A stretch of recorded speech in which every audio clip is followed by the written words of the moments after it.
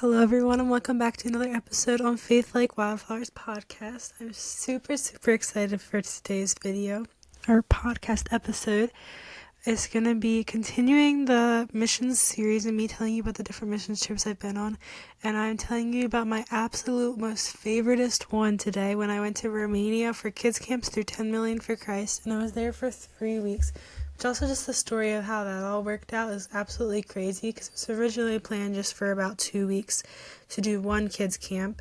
But I had quit my job slightly before this trip, and like a week before the trip I was like, hey, can I stay an extra week with one of the other people on my team? Like, I absolutely love kids and missions, and I have the opportunity to do so because I don't need to ask off work extra for it. And I have another mission trip after that, so I'm not going to try to find a job till after that trip. So I was like, if it works out to switch the flights and everything and you guys need extra help, like, I would love to come and help, and love to be able to stay for 3 weeks. And it all worked out and I was able to stay for 3 weeks. So praise God for that. He's so good. I just love mission trips so much and was super happy that it all worked out. But yeah, so it was through 10 Million for Christ, and we were in Galati, Romania. Not Galati, that's how it's spelled. Galatz, Romania. Oh my goodness, they're gonna be so offended because some of them are watching this. It was in Galatz, Romania, for the first camp. And the second camp I was in Kodlia, Romania, and we also were in Brashov for some of that as well. The camp was held in Kodlia, but we stayed in Brashov and did a lot of sightseeing things in Brashov and whatnot. But I absolutely love this trip. Romania is such an amazing culture. It's in Europe, and the mountains in Kodlia and Brashov were beautiful. Galatz was a city, and the people there were just super friendly and welcoming. And I literally, like, they felt like I knew them forever, and that they were like friends that I had literally forever. And I'm still in contact with some of them. And as I said in one of the previous podcast episodes, one of my Romanian friends is actually the one that gave me like the layout of what she thought I should do for this series of like the different things from these mission trips I could share. So I was like, there's so much to share, but what do you guys want to hear?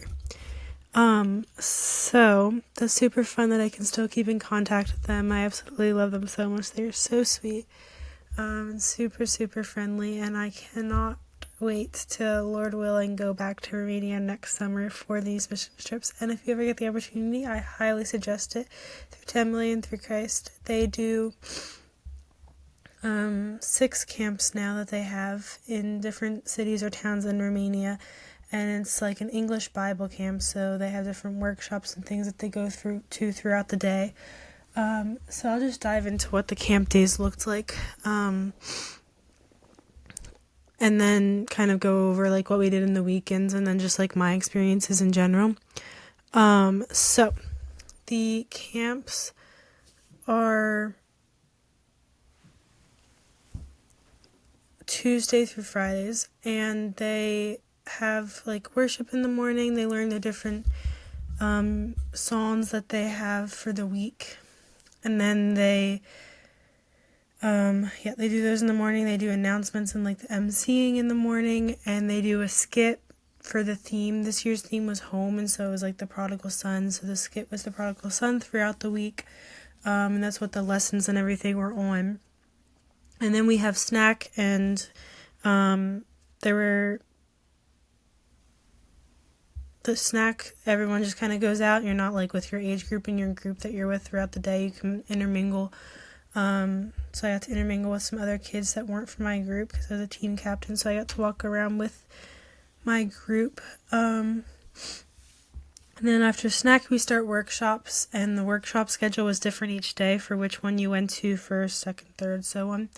But the workshops consisted of worship and verse together, so they would learn the motions to the psalms, and then they would go over the verse for the day or for the week, and work on memorizing that. And then there was also games 1 and games 2 at the first camp. The second camp we just did games all together because it's a smaller camp, but I'll explain that later. And then games 1, games 2, let's talk or dive deeper. And that's when they went deeper into what the skit was that day and just like talked to them and explained it to them and asked them different questions and just made them think deeper. There was craft. There was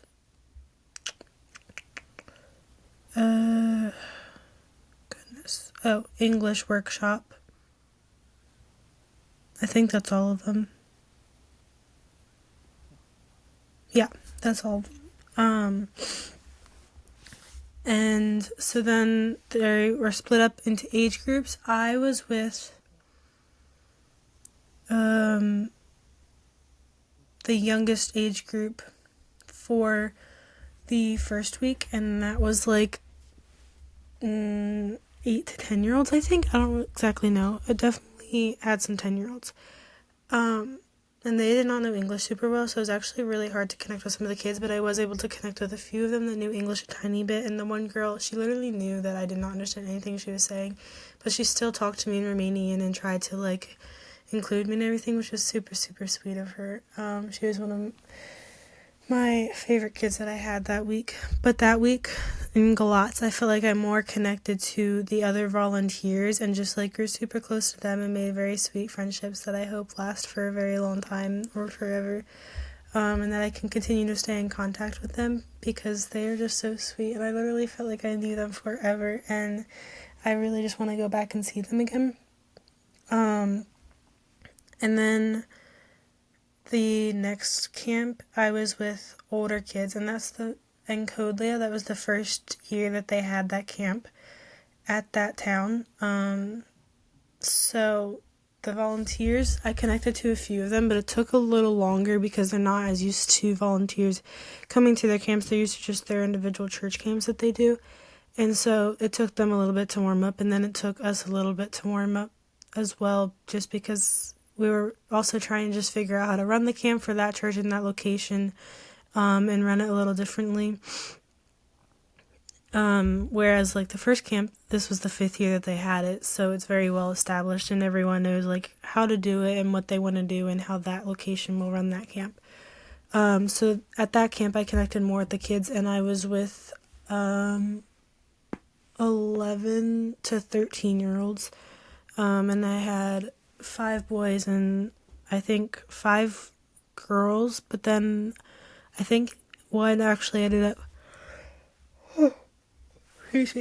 another girl ended up joining us, so then we had 6 girls and had 11 kids. And that camp Kodlia had about 40 to 50 kids, and Galatz had about 120 to 130 kids. And the energy was also very different. Like, we were jumping up and down during songs and just getting these, like, super hype and enjoying it in Galatz. And a lot of those kids have come back every year, so they kind of know what it's like and just get, like, super hype and excited about it. Kodlia, it was the first year. So the kids weren't as hyped during the songs, and we were kind of just, like, doing the motions, but, like, weren't really jumping around. But it was still super fun, to do that. So then, for the weekend that we first got there, we left on a Thursday and got there. It's a 7-hour time difference from where I'm from. I would have been 7 hours ahead when I got to Romania from where I live at home. And so we got there on a Thursday, even though we left on a Thursday here because of the time difference and everything. And we did some sightseeing. We traveled with 2 other teams that were in 2 different towns, and Friday, I should have my notes out so I don't get this wrong.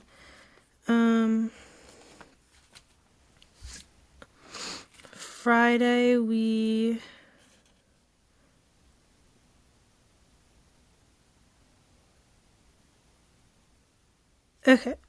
so Friday then we traveled, where's the 11th?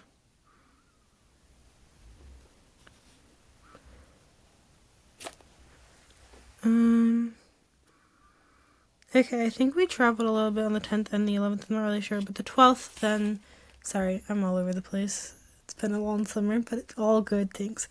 The 12th then, we, dropped off, we had taken a bus and dropped off the first team after 2.5 hours, and that was in Focșani, Romania, and then we ate lunch at that church where they were going to be having their camp and staying, and then we drove another hour and 30 minutes and dropped off the team for Brela, And then we drove another 30 minutes to Galatz and got dropped off where we were staying. We settled in a little at our hotel and then went to the church and just gathered with the volunteers and got to know them. And right away hit it off with the girls that I absolutely love and keep in contact with from Romania. And then the next day was church, so we had church, and then what else did we do that day? Had lunch after the church with them, and then that evening we were hanging out with the youth group that night, and I got to share my short version of my testimony with them, and we got to hear a lesson from Proverbs on laziness. They're going through Proverbs right now, I think. Well, they were then. They're probably not anymore. And then, most days were really full, so we would get to bed at 1 o'clock. And yeah, it was intense, but it was really good. Then that Monday, we had a pretty chill morning and just relaxed a little, which was really nice to be able to have that. And then we had simulation where we went through the camp and everyone practiced their assigned roles and was just kind of told what they're going to be doing and everything, so that everyone knew how the camp was going to work, especially for the new volunteers that had not been there before. And then the rest of the week was camp, and in the evenings it would consist of going to one of the churches of the people that have other volunteers helping at that camp. There were 3 churches for Galatz that came together to run this camp. And then just hanging out with those people late into the night, and sometimes we had time to shower after the camp, and we would have a quick 10-15 minute shower and then head off to wherever supper was or whatever. Because camp we had to get there around 8:30 in the morning, and then the kids started getting there around 10, usually around 9 though, because they were super excited to come, so they would come earlier than when camp actually starts. And then it would go till 4 until the kids left, and everything was maybe 4:30 for sometimes. And then sometimes we'd have time to quick go back and shower, sometimes we didn't. So then sometimes even when we got back late, we still had to shower. But we were usually just out doing things with the volunteers, and they just gave so much time to hang out with us, which was super, super kind of them. And we just did a lot of fun things late in the evenings. The one night we did an evangelism night out in the town along the river walkway, which was super cool. I didn't have any cool experiences that I can share with that. I got rejected every time. But, you just gotta shake the dust off your feet and keep going. And hopefully planting a seed and curiosity of what I maybe would have said to them, that they maybe will later on give their life to Christ. Who knows? I can only pray for that. The last night of camp, we had an extra hour with the kids, and then the parents came at 5, and we were able to share a gospel message with them. The leader of our group did that, and he did a really good job with that.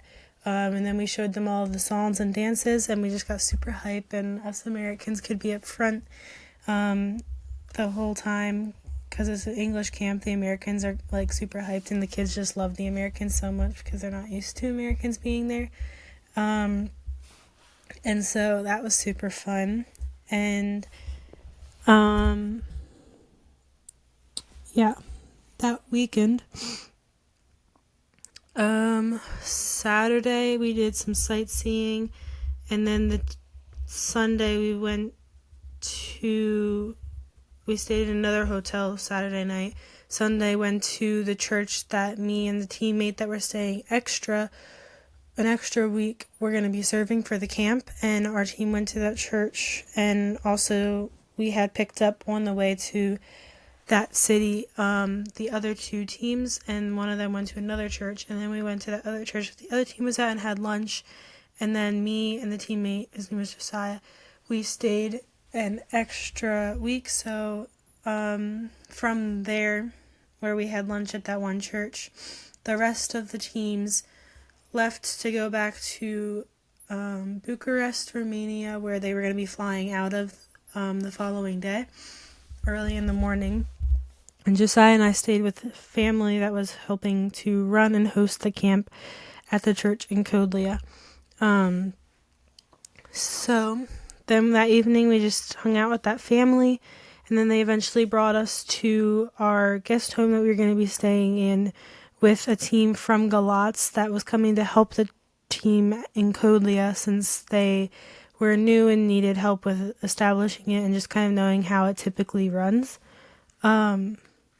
So did that day, and we actually ate supper super late that day. We ate supper at like 10:30 at a restaurant because we were waiting for the Glotz team. We just had a full day with that family, and they had an evangelism thing that night. Some travel evangelists were running a thing in the park, and so it was just a really full day. And after a full week of camp, and that camp being super intense because you have these kids that come every year and get super hype about it, I was so tired, and my other teammate Josiah was really tired.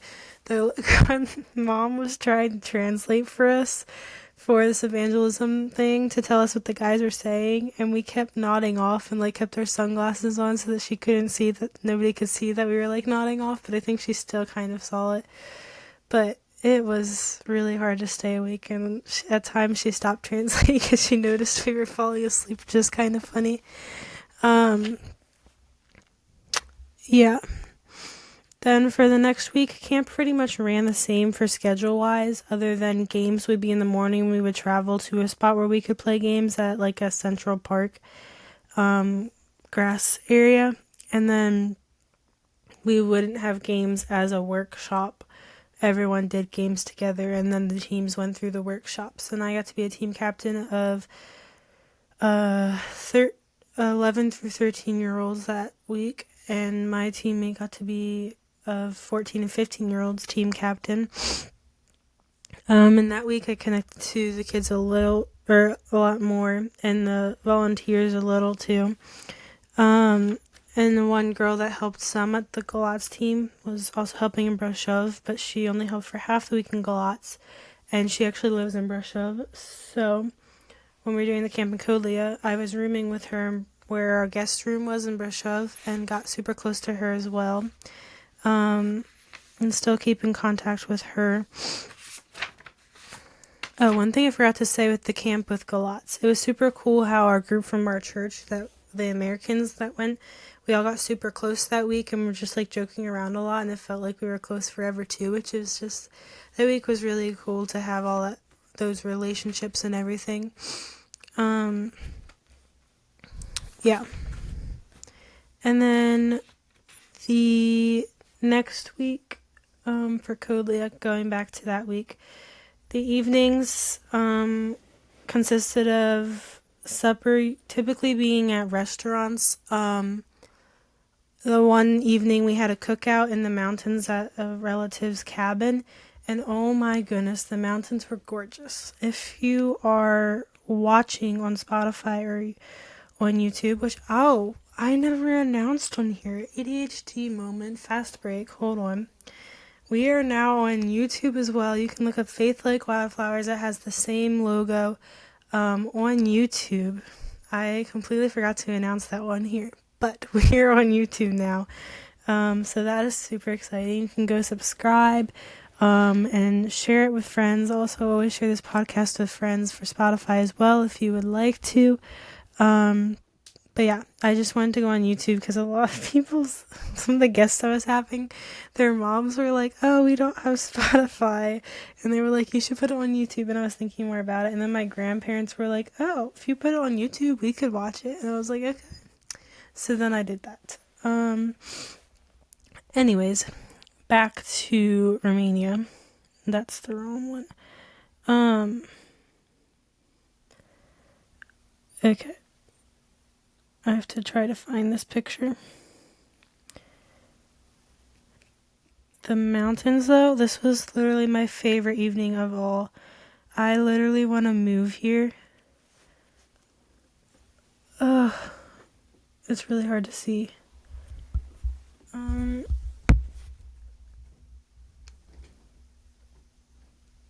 No. Okay, there you can see it a little. Literally reminds me of The Sound of Music. Is absolutely gorgeous. And I got to pick flowers and just have a super fun night, take some fun pictures in the mountains with friends.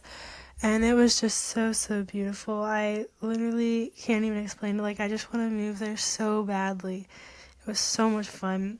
Also, just learning a lot of random fun Romanian words.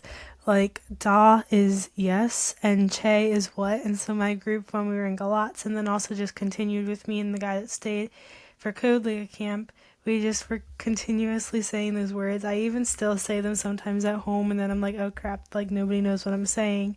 Only the people from Romania would know what I was saying, or people that I kind of explained it to here in the States. But I just absolutely loved Romania so much. One of my best experiences was sharing the gospel with someone for the camps were when I was in Codlia. They actually did this in Galatz too, but I didn't participate in it. I was just a team captain. But they pulled me away from team captain in Codlia to do this. So on the third day, Thursday, for the camp, and they do this every year, they do, they make like a room super messy. They have 3 stations for the workshop Let's Talk. And the first room that they start in for the maze is like a really dirty room. They take some like trash from one of the trash cans and just put it all over the room and a little bit of dirt. And they have letters around the room written in Romanian, of like letters from people of their sins written to God. And then they have the kids write down some things that they want to confess to God. And then they move on to another room. And that room is a lighter and cleaner room. And they play a letter from God to them saying that he forgives them and they can accept him into their hearts and he can cleanse them of their sins and they can walk freely of that, and just explains how much God loves them. And then they come to a third room where there's people individually placed around the room with a chair in front of them that's empty, and the kids can go to these people and pray with them and accept Christ into their heart if they want to. And so I got to experience that, which was super fun. And such a good time. I got to pray with 6 people that day. They tried to pair up girls with girls and guys with guys, but ended up being with a guy at one point because of just like how many people were in that group and how it got split up and everything. But my favorite one was a girl. She was in the youngest group, so she was probably like 8, 9, or 10, and she didn't really go to church before. She came with a neighbor friend, and that was actually her first day at the camp. On the 3rd day, her neighbor invited her, and so this was an intense first day to go through this thing. She came already sobbing and crying, and she was a very sweet girl, and she was just, it's crazy how much she understood the depth of the maze that she had gone through, and she shared how she didn't realize how bad sin and like these mean things that you can do to people actually affect people, and like how bad it is, until she saw this dirty room. And we had asked her if she felt like guilt or shame, and she said she didn't feel guilt or shame. It just saddened her how deeply some of the things she might have done could have hurt people. And so we explained the gospel to her and just prayed over her and her sins on her paper. And by this time, I had gone through so many kids that had already accepted Christ into their hearts before this maze. And so we just prayed with them, asking God to forgive their sins and to help them walk freely and clean. So I just kind of was in the mindset that she would have already too, and just like assumed that. So I didn't even ask her if she had accepted Christ into her heart before, which I felt super bad about till afterwards.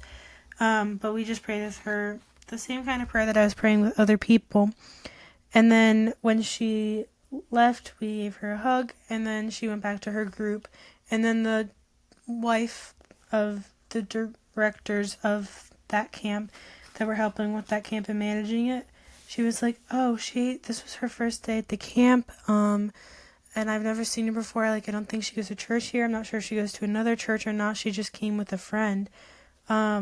And me and the girl that were translating for me, we like immediately felt so bad, and so we went after her again, and we're like, hey, like, can we talk to you again? Because she was in another workshop and was doing the worship workshop, and so we pulled her aside and we were like, hey, like, you, because she was still kind of crying. We were like, you don't have to be sad. Have you ever accepted Christ into your heart?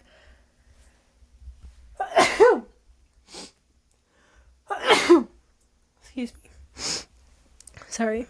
And she was like, no. And so we explained to her how she can do that, how she can have a relationship with God, and he can be friends with her, and she can pray with him often and talk to him about these things, and she can walk freely and doesn't have to walk in shame or sadness of these sins that she has committed.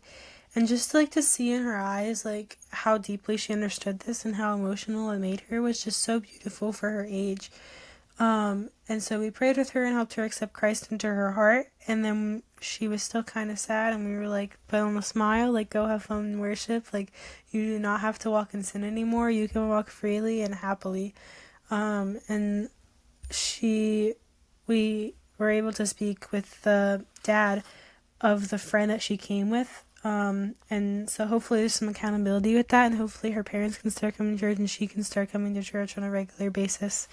But it was just such a good experience to be able to share the gospel with her, and that was one of my favorite experiences with that. I didn't really have a chance with that with any of the other kids. All the other kids that I interacted with were already Christians or like came back every year.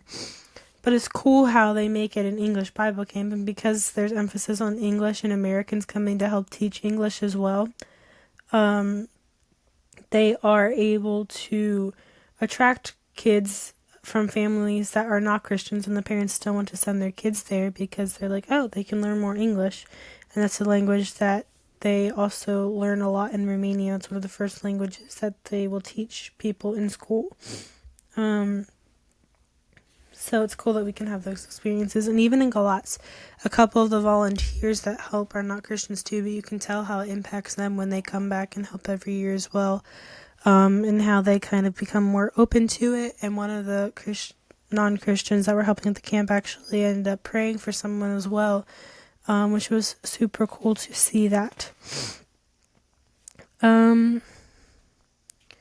So, funny stories. Our plane rides back for me and the guy that stayed extra and our leader who, is one of the directors of 10 Million for Christ, who is also an American who was with us for that week as well. There were 3 Americans in Kodlia camp.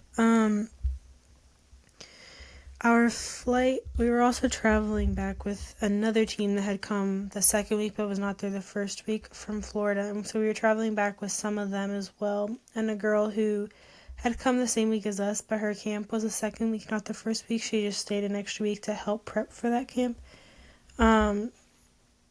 So we were traveling back as a group of 6. And our first flight was delayed 40 minutes, and we were supposed to have an hour and 40-minute layover in Frankfurt. And so we were like, okay, we're just going to have a hour layover instead of an hour and 40 minutes. Well, till the plane actually takes off and everything, and till it actually lands, we got there and we were like, me and the girl that I was sitting with were like, okay, we're going to be fine. And the one guy was like, are you guys ready to run? And we kind of thought he was joking, but then when we got off the plane, we legit started running. And we also hadn't known, when we checked in Bucharest, Romania, I was the only one that they gave a seat and a connecting flight boarding pass to. Everyone else was like on standby or whatever. And we don't know why, because the next flight was actually really, really empty. But, yeah, for some reason they were on standby. So then when we landed, before we were able to get off the plane, Jerry, our leader, was able to make sure that they had seats and everything, and they just had to go get their boarding passes at the gate, or before the gate, and then get their seats at the gate.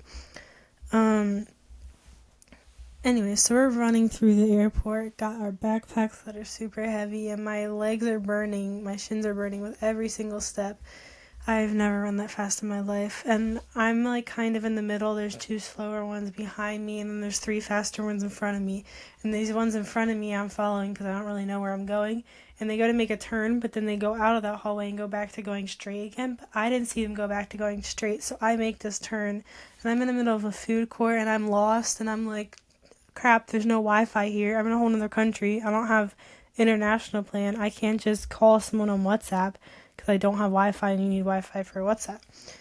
thankfully they were like, oh, where's Caitlin? And they assumed that I went in that hallway, and Josiah, my team member, found me and took off running again. And I'm like, I don't want to lose you again. We get through the like customs gate, but not really customs. And then we get to the spot where they get their boarding passes, and we run to our gate. And get this too, funny sense of humor from God. Our next flight, its gate is in the Z section. Our flight that we got off of was in the A section gates. So we literally had to... We got to the gate literally 3 minutes before it closes. 3 minutes to spare. It was insane. And there was a lot of other people that were possibly going to be missing connecting flights from our first flight. And so I was like, there's not a chance our luggage is on this flight. But Jerry had got a message when we landed in Newark Airport that our luggage had made it. And I was like, okay. But another lady then said that her luggage was still in Frankfurt. And so we were like, I kind of doubt it. And yeah, our luggage did not make it. We had to call and claim our luggage, and then it eventually got delivered like a day and a half or 2 days later. So that was an experience that I've never had before. All my flights have always been fine. So now anytime I go flying, I'm a little nervous that there's a connecting flight and checked bags, that they're not going to come, but it's okay. I always get so entertained when I see people running through that I just had to laugh and smile when I was the one running through and was other people's entertainment, because it wasn't really funny in the moment, but it was kind of funny that I was the one doing it when I find it funny when others are doing it. And it's really not funny because it's sad if people miss their flights, but it's slightly entertaining just to see people running through and in a rush. Like, I don't know. I just get entertained by that. Trying to think. Most of the other funny stories are just like funny between me and the group that it's not really worth sharing with a bunch of people that weren't actually there. But that was my experience, and I absolutely loved it, and I really hope to be able to go back because I just love kids so much, and it was so good to be there for 3 weeks. It was actually 19 days, but basically almost 3 weeks, 2 days shy. And just to see all the sightseeing and hang out with all the people and get to know all the people and create those friendships, it was just so much fun, and I want to go back so bad, and just to see everyone again, to see the kids again, the volunteers, to be able to experience the camps again. They were so much fun. That was my favorite mission trip that I've ever been on, and yeah, I hope you guys enjoyed listening to me ramble about it for 32 minutes and 44 seconds now. But yeah, I hope you guys have a blessed rest of your day.